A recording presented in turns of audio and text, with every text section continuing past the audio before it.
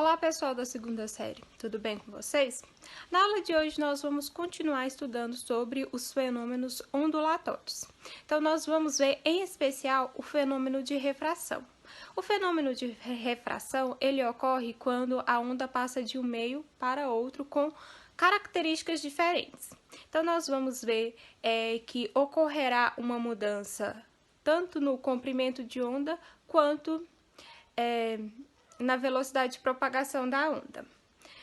Vamos conhecer as leis que regem esse fenômeno, a primeira lei de refração e a lei de Snell, e também as propriedades matemáticas. Para finalizar a aula, vamos fazer um exemplo relacionado e em seguida vocês farão as atividades da lista. Então tenham uma boa aula, beijos, qualquer dúvida é só chamar. Pessoal, então como eu disse anteriormente, o fenômeno de refração ele ocorre quando a onda passa de um meio para o outro com características distintas, tendo sua direção desviada. Independente de cada onda, a sua frequência não é alterada, então a frequência ela é sempre constante na refração. No entanto, a velocidade e o comprimento de onda eles podem se modificar. Então, através do fenômeno de refração, é possível explicar inúmeros efeitos, como o arco-íris, a cor do céu no pôr do sol e a construção de aparelhos astronômicos. Então, eu coloquei aqui para vocês uma animação onde ilustra, né, a decomposição da luz e a formação do arco-íris em um prisma. Então, assim que ocorre a formação do arco-íris. Lembrando que a luz ela é uma onda eletromagnética.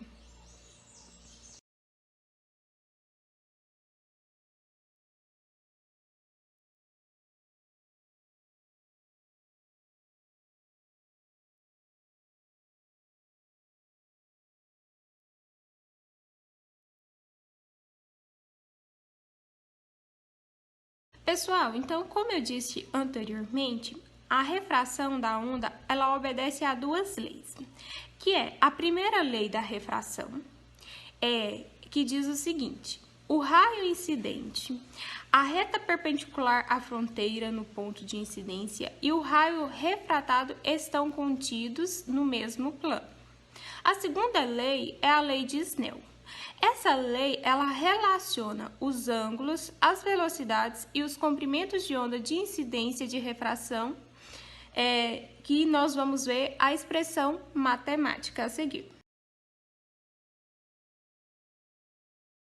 Pessoal, então, matematicamente falando, nós podemos relacionar o ângulo do raio de incidência à reta perpendicular da seguinte forma. Então, o seno do ângulo do raio de incidência à reta perpendicular dividido pelo seno do ângulo do raio refratado à reta perpendicular é igual à velocidade da onda incidente dividido pela velocidade da onda refratada, que é igual ao comprimento de onda incidente dividido pelo comprimento de onda refratado. Então, nós podemos relacionar essas três grandezas no fenômeno de refração.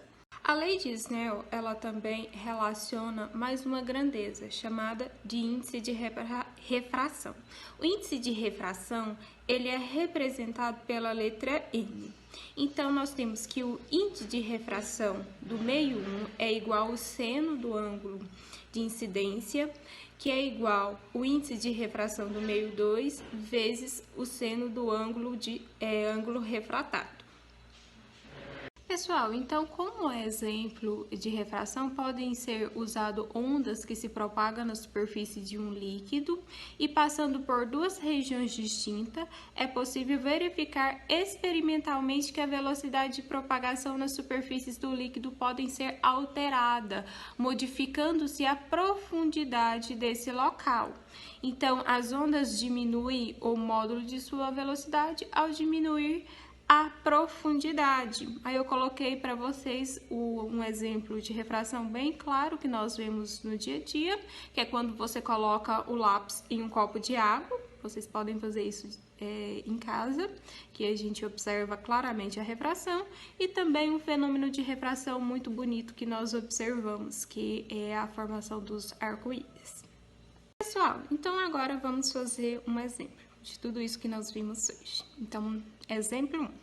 Na figura, um raio de luz monocromática se propaga pelo meio A, de índice de refração igual a 2.